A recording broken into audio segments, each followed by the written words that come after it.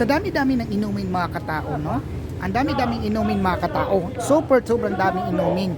Gusto daw nila mag-ano ng inumin. Hala, bawal ata to sa TikTok. Kaya lang mga katao, na-amaze ako dito. Binibenta na palang inumin ng isang pabango. Ang pabango ba ngayon ay isa ng inumin? Diyos ko po. Bakit ganito mga katao? Ang pabango ay pwede na pala inumin. Diba? Mukhang pabango siya mga katao. Allah, iinom ka ba?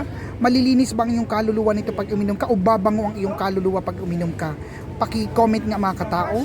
Dahil isa siyang pabango talaga ang pagtingin ko sa kanya mga katao. Sumura na mga katao. No? Yung mga sudyo-sudyo po dara mga katao. No?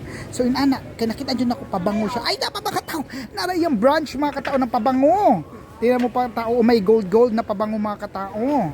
O yan, pabango yan mga katao ha. Hindi yan ilo-alak mga katao. Pabango. Yan.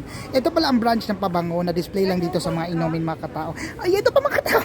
Itong pabango din ito mga katao. O diba? May mga pabango palang ibinibenta rito mga katao.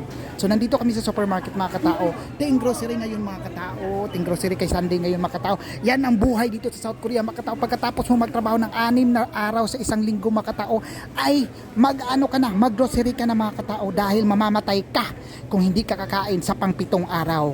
Kaya mag-grocery na mga katao. Mag-grocery na ayaw paulahi mga katao. Maura to mga katao. Bye.